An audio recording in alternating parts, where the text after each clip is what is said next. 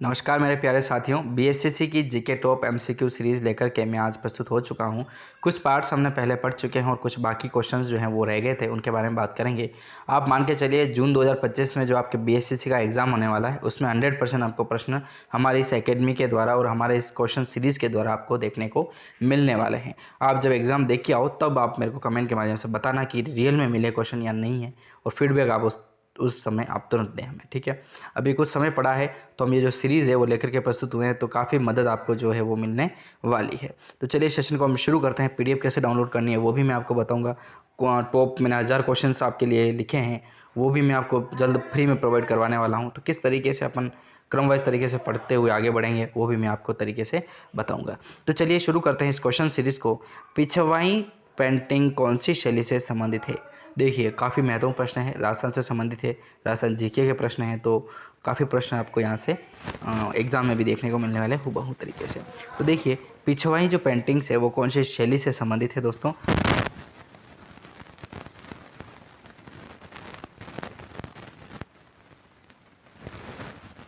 तो जल्द से जल्द आंसर बताने की कोशिश कीजिएगा आप भी कि पिछवाई जो पेंटिंग है वो कहाँ से संबंधित है। तो राइट आंसर होगा दोस्तों डी ऑप्शन, नाथद्वारा शैली।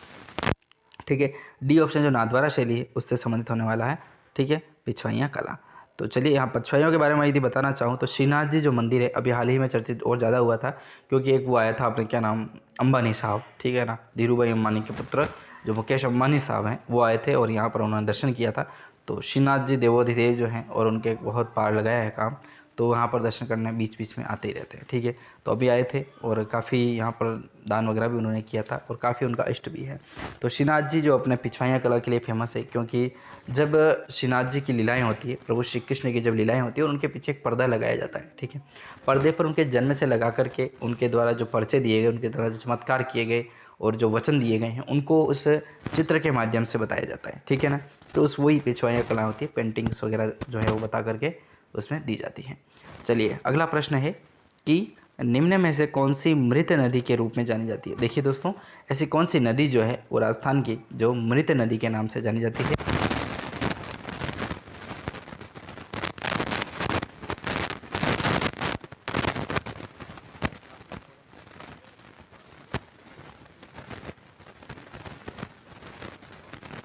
तो बताइए, वो हो जाएगी आपकी घग्गर, जिसे सरस्वती के नाम से भी जाना जाता है। लेकिन घग्गर जो नाम है वो काफ़ी इंपॉर्टेंट होता है।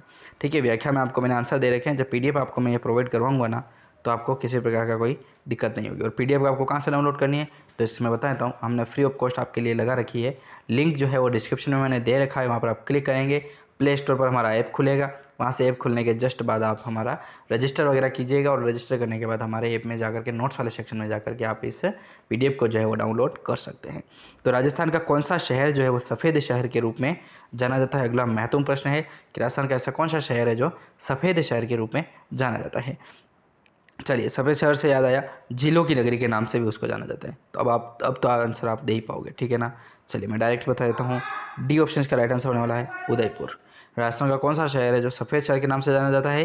तो वो आपका हो जाएगा उदयपुर। और उदयपुर में इसी को झीलों की नगरी के नाम से भी जाना जाता है। ठीक है, राजस्थान का कश्मीर। चलिए अगला प्रश्न देखें तो कितना इंपॉर्टेंट प्रश्न है, वो है आपका, राजस्थान में गार्नेट के भंडार मुख्यतः पाए जाते हैं। राजस्थान में गार्नेट के जो भंडार है वो मुख्यतः कहाँ पर पाए जाते हैं?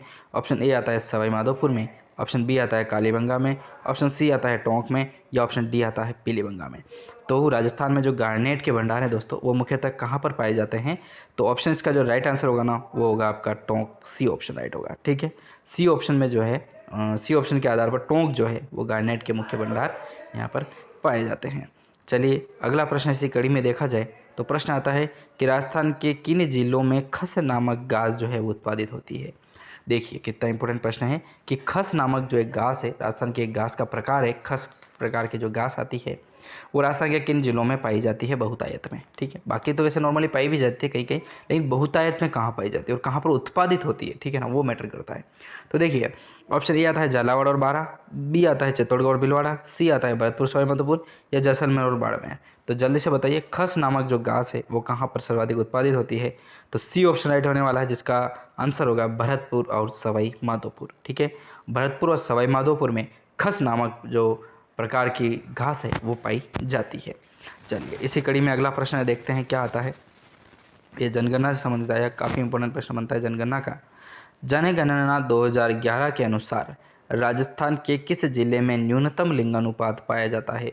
काफ़ी इंपॉर्टेंट प्रश्न दोस्तों। लिंगानुपात संबंधित जो जनगणनाओं से संबंधित क्वेश्चन आपको पूछे जाते हैं, आपके 100% जनसंख्या 2011 का क्वेश्चन दे रखे हैं, तो काफ़ी प्रश्न यहाँ से बनने वाले हैं। न्यूनतम लिंगानुपात, अधिकतम लिंगानुपात, ठीक है ना, वो भी हम बात करेंगे। और अगले प्रश्न जो सीरीज़ होगी उसमें आपको ये प्रश्न देखने को मिलने वाले हैं। तो जनगणना 2011 के अनुसार राजस्थान के किस जिले में न्यूनतम लिंगानुपात पाया जाता है? Option A Dungarpur, option B Banswara, option C Jaisalmer या धौलपुर। तो न्यूनतम जो लिंगानुपात है दोस्तों वो आपका पाया जाता है अपने धौलपुर में। डी ऑप्शन, बिहड़ों की नगरी धौलपुर, ठीक है, बागियों की जगह, बागियों की शरण स्थली धौलपुर, ठीक है। तो जो अपना धौलपुर है वहाँ पर न्यूनतम जो है वो लिंगानुपात पाया जाता है, ठीक है। तो इस तरीके से हमने क्वेश्चंस जो है दोस्तों वो कवर किए हैं और काफ़ी इंपॉर्टेंट प्रश्न यहाँ से जो है वो आपके एग्ज़ाम में बैठेंगे। 100% गारंटी के साथ कहता हूँ और विश्वास के साथ आप पढ़ने का जो प्रयास है वो कीजिएगा। पीडीएफ डाउनलोड नहीं की है तो जल्द से जल्द आप पीडीएफ डाउनलोड करने का भी कष्ट कीजिएगा, ठीक है। आपके लिए ये सारी व्यवस्थाएं हमारे द्वारा की जा रही है। चलिए मिलते हैं नेक्स्ट वीडियो में, तब तक के लिए जय हिंद दोस्तों, जय भारत।